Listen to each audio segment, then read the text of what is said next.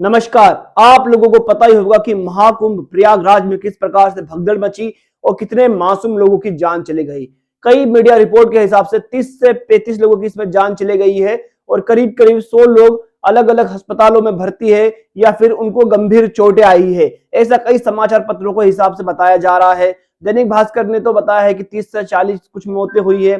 कई समाचार पत्रों ने बताया है कि 25 से 30 मौतें हुई है। हालांकि सही आंकड़ा किसी को नहीं पता होगा, क्योंकि भगदड़ इतनी थी, भीड़ इतनी थी, तो कोई नहीं समझ पाएगा या फिर कोई लाशें वहां पे नहीं गिन पाएगा। हालांकि इसे पूरा सरकार का और जो प्रशासन है प्रयागराज का, जो देखभाल कर रहा है प्रयागराज कुंभ की, उसका फेलियर माना जा रहा है, उसकी लापरवाही माना जा रहा है। सुरक्षा के पुख्ता इंतजाम नहीं किए थे, सुरक्षा को लेकर जो प्रशासन है वो गंभीर नहीं था। सीएम योगी का भी इसमें फेलियर माना जा रहा है। अखिलेश यादव, चंद्रशेखर आजाद और भी कई बड़े बड़े नेताओं ने, मायावती जी ने, सभी ने प्रशासन का फेलियर बताया है और यह भी कहा है कई लोगों ने और कई बड़े नेताओं ने कि ये जो कुंभ है ये एक फेलियर नजर आ रहा है योगी जी के प्रशासन में, योगी जी के शासन में, और योगी जी इस कुंभ को सही तरीके से करवा नहीं पाए, ये भी कहा जा रहा है। लेकिन पूर्व में कई सरकारें रही है जिन्होंने कुंभ को कई अच्छे तरीके से आयोजित किया है और सफल भी बनाया है। लेकिन इस प्रकार से इतनी बड़ी भगदड़ हो जाना, इतना जान मान का हानि हो जाना, ये एक फेलियर है सरकार का। आप क्या कहते हो, नीचे कमेंट जरूर करें। दोस्तों, आपको ये भी पता होगा कि कुंभ के साथ साथ दिल्ली में चुनाव भी चल रहे हैं। कई राजनीतिक पार्टियां अपनी किस्मत आजमा रही है। आम आदमी party, BJP, Congress, Baspa, Azad Samaj party मैदान में डटी हुई है और कई पार्टियों ने आम आदमी पार्टी को समर्थन भी दिया है, जैसे कि ममता बनर्जी की पार्टी और अखिलेश यादव जी की पार्टी। वही दोस्तों, आपको पता होगा कि चंद्रशेखर आजाद लगातार जितने भी उन्होंने उम्मीदवार खड़े किए हैं सबका लगातार प्रचार कर रहे हैं और कह रहे हैं कि अगर आप लोग फ्री की रबड़ी खाते हो तो वो आपका ही पैसा है। यानी कि सरकार कोई अपनी जमीन बेचकर या अपनी बिजनेस से लाकर तुमको नेता पैसे नहीं देते हैं, ये तुम्हारे टैक्स की पैसे हैं। तो ये वीडियो देखिए चंद्रशेखर का। लाख लोग हैं, ये हमारे लोगों को नहीं बताते। ये जो पैसा फ्री की बात कर रहे हैं, आता कहां से? ये पैसा तो जनता की जेब से आता है। जनता जो टैक्स देती है वही सरकार का बजट होता है, उसी बजट से खर्च करते हैं।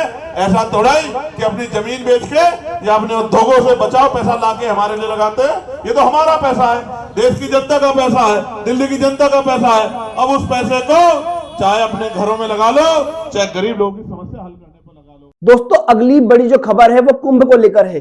कुंभ में भगदड़ मची, लाखों करोड़ों की भीड़ वहां पे पहुंची। इसी कारण से भगदड़ मची क्योंकि प्रशासन उस भीड़ को हैंडल नहीं कर पाया और सुरक्षा का जो पैमाना था वो बहुत कम था, इसलिए वहां पे भगदड़ मची। और कुछ बाबा है, कुछ लोग हैं जो भीड़ को और उत्साहित कर रहे हैं और भीड़ बढ़ाने की बात कर रहे हैं। इन बाबाओं का कहना है, जैसे कि धीरेन्द्र शास्त्री स्नान करते हुए एक मीडिया को बाइट देते हुए कहने लगे कि जो कुंभ नहीं आएगा, जो स्नान नहीं करेगा, वो देशद्रोही कहलाएगा। यानी कि देश के जितने भी मुसलमान हैं, बुद्धिस्ट है, सिख है, क्रिश्चियन है, वो अगर कुंभ में आस्था नहीं रखते हैं, या फिर कई ऐसे हिंदू भी है जो कुंभ में आस्था नहीं रखते हैं, जो कोई दूसरी फिलोसॉफी को मानते हैं, अगर वो कुंभ में जाके स्नान नहीं करते या फिर कुंभ नहीं जाते हैं तो देशद्रोही कहलाएंगे। ये वीडियो देखिए।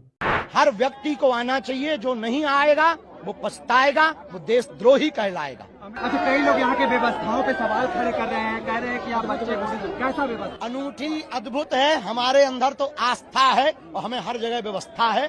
और भारत के जितने लोग आ रहे हैं जिनके अंदर विरोध का कीड़ा नहीं है, उन्हें व्यवस्था और आस्था नजर आ रही, और जिनके अंदर आस्था नहीं है उन्हें अव्यवस्था नहीं। हम यहाँ व्यवस्था लेने थोड़ी आए हैं। आप वीडियो के माध्यम से देख सकते हैं कि किस प्रकार का बयान धीरेन्द्र शास्त्री बागेश्वर धाम वाले बाबा ने दिया है। ये अक्सर ऐसे बयान देते रहते हैं। हिंदू राष्ट्र को लेकर इनका वही कहना है कि जो हिंदू राष्ट्र है वही सर्वोत्तम है और सबसे सर्वश्रेष्ठ है, बाकी ये जो संवैधानिक राज्य है या फिर संवैधानिक देश है ये कुछ नहीं है। और जो इनके हिसाब से सारा कुछ हिंदू राष्ट्र के हिसाब से होना चाहिए, और जो पहले वाला कानून था जो वेदों के समय चलता था, जो वैदिक काल था, वही वापस आना चाहिए, क्योंकि वही सर्वोत्तम है, जिसमें बहुजनों का शोषण होता था, जिसमें दलितों का उत्पीड़न होता था और जिसमें क्या बोलते कोई भी न्याय व्यवस्था नहीं थी। वही शासन फिर से आना चाहिए और उसको लाने के लिए ये करोड़ों लोगों को कुंभ में बुला रहे हैं। और ऐसी बाबाओं के कारण कई प्रकार के ऐसे हादसे हो भी जाते हैं जिसमें कई लोगों की जान मान की हानि हो जाती है। हालांकि दोस्तों इनका ये जो बयान है कि जो कुंभ नहीं जाएगा वो देशद्रोही कहलाएगा, तो इस बयान को लेकर आपका क्या रुख है? आप क्या कहोगे इस बाबा को, बागेश्वर धाम वाले जो कि कुंभ नहीं जा रहा है, मैं भी कुंभ नहीं जा पाऊंगा, या फिर आप भी कुंभ नहीं जाएंगे? अगर आप किसी और धर्म को मानते हो तो कुंभ क्यों जाओगे, लेकिन फिर अगर आप कुंभ नहीं जाते हो तो आप देशद्रोही कहलाओगे इन बाबा के हिसाब से। आप क्या कहोगे इनको? नीचे कमेंट करें, वीडियो को लाइक करें, शेयर करें और चैनल को सब्सक्राइब करना बिल्कुल भी ना भूलें।